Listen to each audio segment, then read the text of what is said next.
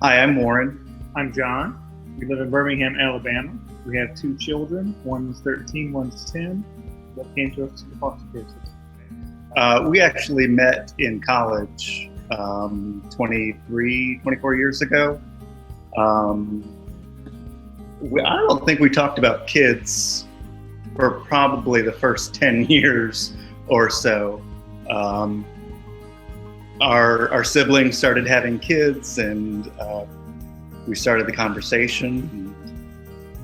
It went on for a couple of years. Thanksgiving. It was Thanksgiving when we decided that we were going to have kids.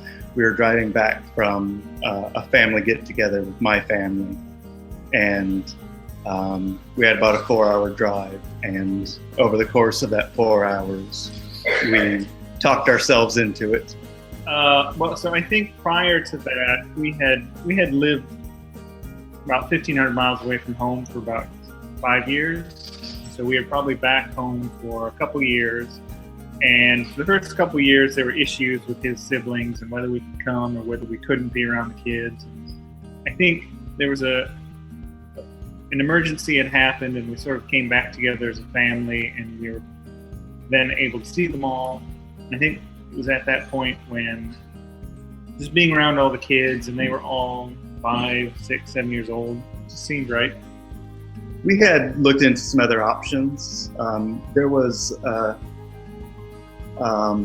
we lived in Minnesota at the time, and there was a big conference up in the Twin Cities about gay parents and the various options that were available to people. So we met with fertility specialists and private adoptions, the different agencies that do that, and the foster care system. They had a lot of international adoptions. They had brought in a lot of people, a lot of speakers to present kind of their story.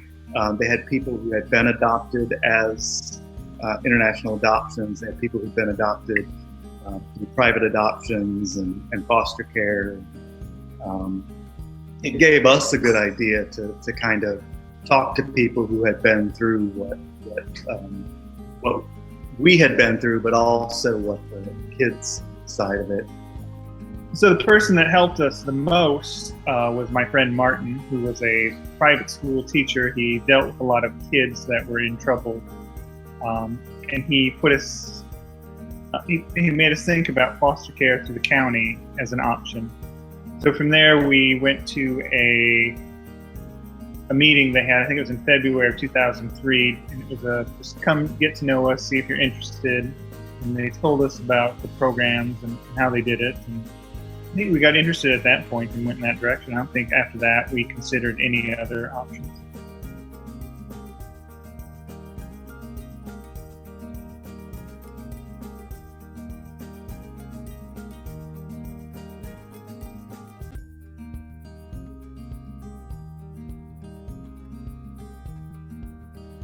I got the call. I was self-employed and working from home at the time, so I took the call, and it was very interesting because they didn't seem to know much about him. They thought that he might be Middle Eastern descent, and they thought that his birth family, they didn't know a lot about anything at that time, and it wasn't our caseworker who called us. It was the caseworker that was working with his birth family at the time. So our caseworker didn't really know much about it. It happened on a Thursday, I want to say, and we talked it over Thursday night and Friday, and then on Saturday we made arrangements to meet him in person at the home that he had been staying at. So he was staying at a home of someone who was just doing short-term respite care. And she was also running a daycare out of her home. So it's Saturday, so she didn't have the other kids, but she had Roy there, and so her basement was sort of set up like a toy room, lots of toys. So we just went down there with him and played toys with him. And he is very talkative, but not very good at playing with toys. He's never has been. So it was basically just sitting there talking with a 3.5-year-old, which was kind of weird for me. And then we were there for an hour and a half, and then the people whose house it was were like, okay, so you're going to take him, and they kind of sent us out the door with him. And we thought, well, this was odd. We were just coming here to meet him, but they had decided he needed to go. There was no social worker involved. So we took him home for the weekend, and our social worker called us on Monday to see how things went, and we were like, oh, that's great. He's been here for 3 days. So they just kind of straightened things out, but he was with us from that time on.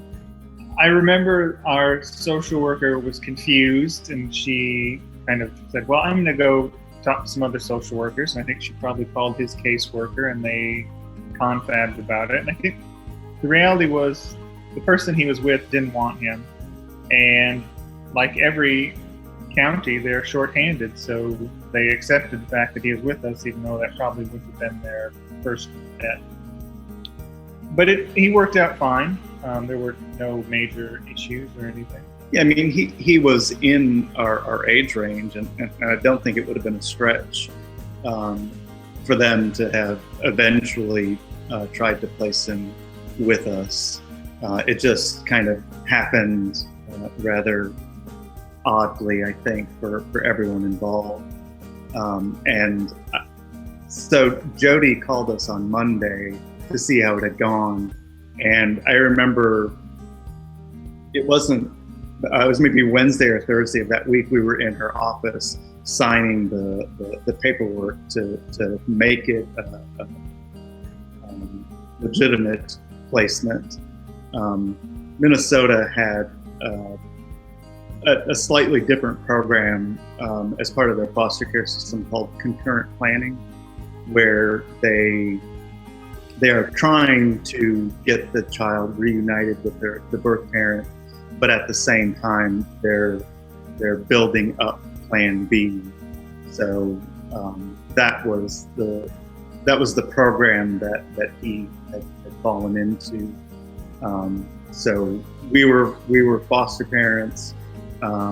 We were Plan B for him. And over the course of the next 6 months, we worked with his birth parents to help however we could, so that he could be reunited with them.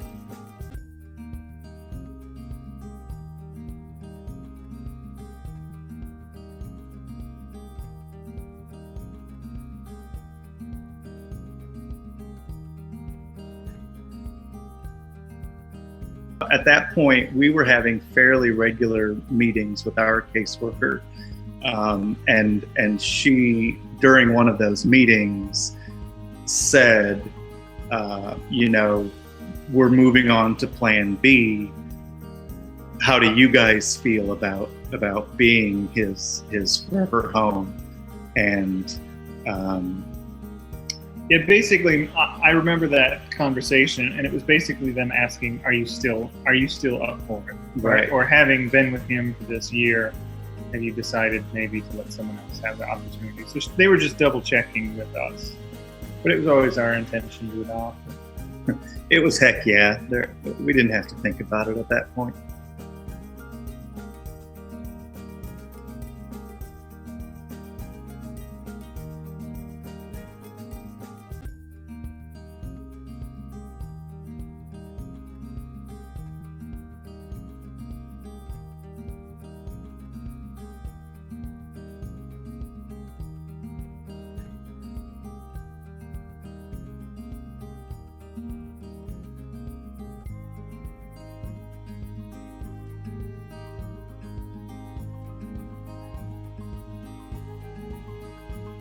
It was Thanksgiving roughly And I got a phone call from our old service worker, our old caseworker in Minnesota, who I hadn't talked to in over a year. And she's like, well, he's coming back, and we really don't want to have to find a new family for him. It's really hard on him. So, if you guys could, would you be able to do it? So we drove home for Christmas vacation to see our family. We maybe got there the 23rd of December, and the 24th of December I went and picked him up. I just went over, picked him up, and brought him home. He probably hadn't seen us in over a year and a half or so. And when he first came to us, he was 18 months old. So at the time that I picked him up there, he was probably three and a half.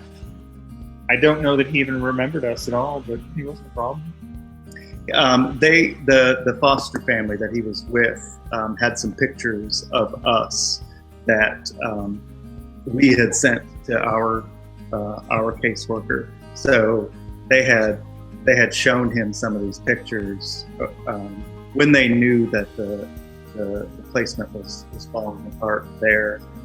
They were kind of trying to ease him off of it, and had these pictures of us. And one of them, I thought maybe we had it hanging on the wall.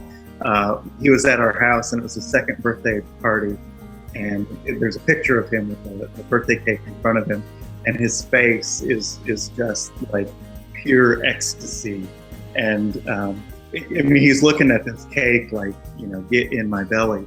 And he called that his happy cake.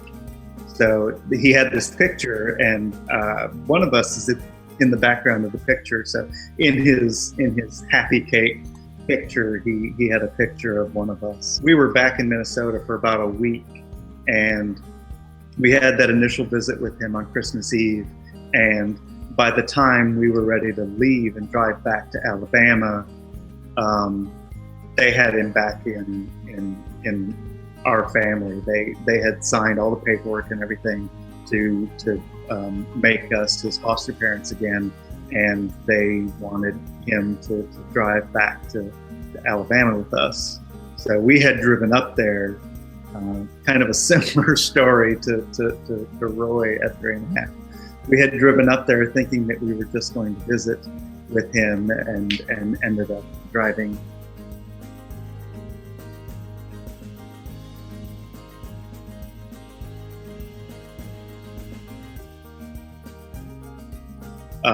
But at that point, they had a 30-day temporary placement. So for 30 days, he could live with us out of state. But at the end of that 30 days, we had to have him back in Minnesota for that conference. Like, we had to sit down with them and actually say, yes, we want to be his permanent family. And they turned that around, and they must have known that we were going to say yes, because we were back in Minnesota for 3 days, and at the end of the 3 days, we were in front of a judge finalizing the adoption.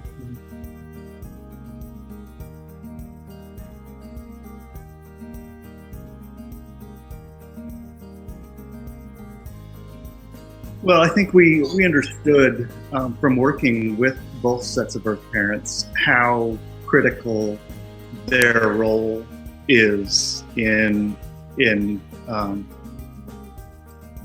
life of both boys. And that's not a bond that they're ever going to forget, or it's never going to go away. And I certainly don't want to try and take that away from them.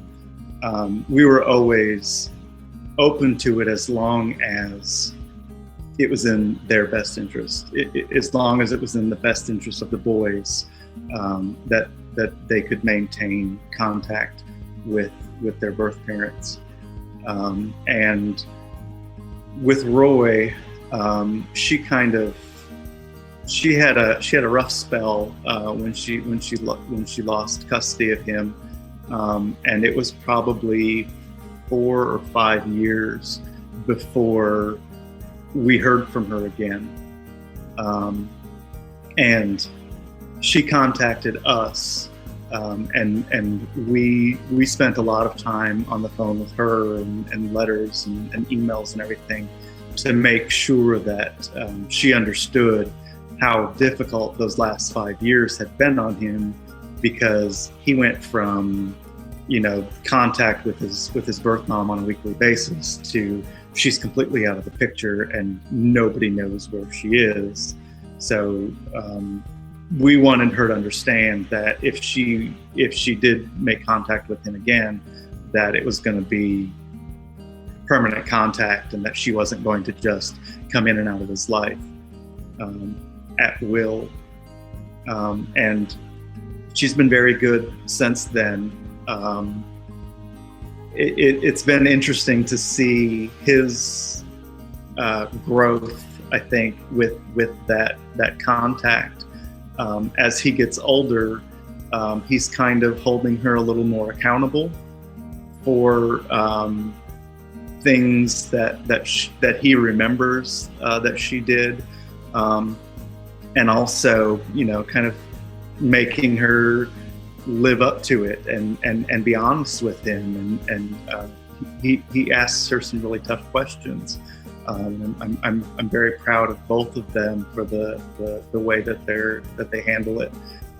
There are still times where he will decide that he's too mad at her and doesn't want to talk to her ever again. But he will forgive her, and they have some interesting conversations. With Joey, it's been harder. We reinitiated contact with her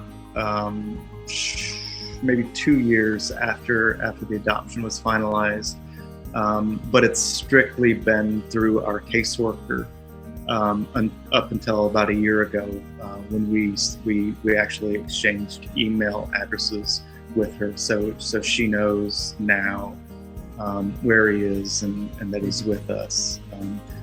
Initially our caseworker didn't want her to know that he was with us, that he had moved to Alabama.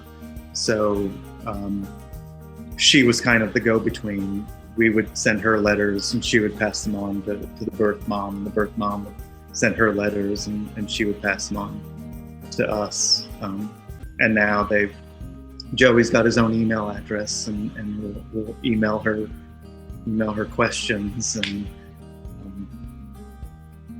often emails her the same question over and over and over again. I don't know if he's expecting a different answer each time, or if he's just keeping her on her toes. And it goes in periods. He'll want to email her every night for a period, and then he'll just stop for a month or two. And I'll ask him, you haven't emailed her in a while, and he's like, no, I don't feel like it.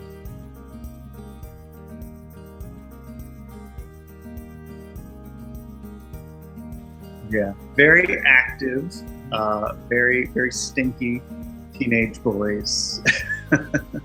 Yeah, both of them are very athletic, very active, very want to be outside and have a great time, which is great, but also difficult sometimes.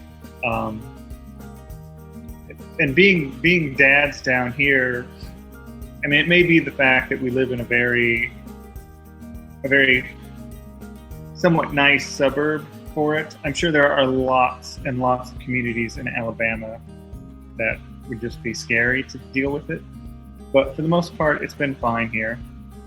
Generally, when people have a problem, they keep it to themselves. Certainly there are a lot of people out there that we just never hear from or see from, and that's fine. Yeah, I mean, both boys have had friendships that have fallen apart because the parents have learned that they've got two dads, and they're just not willing to deal with that. But they both made great friends, and we've made great friends with the parents of these other kids, and we've developed a nice circle of friends and kind of Alabama family.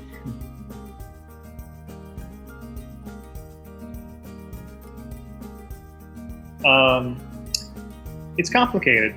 They never turn out quite the way you want. They're both turning out perfectly, and they're going to be happy adults. And I can't wait to see the men they grow into. But half the time, I just need them to stop what they're doing and do it the way I tell them to. So we're all happy.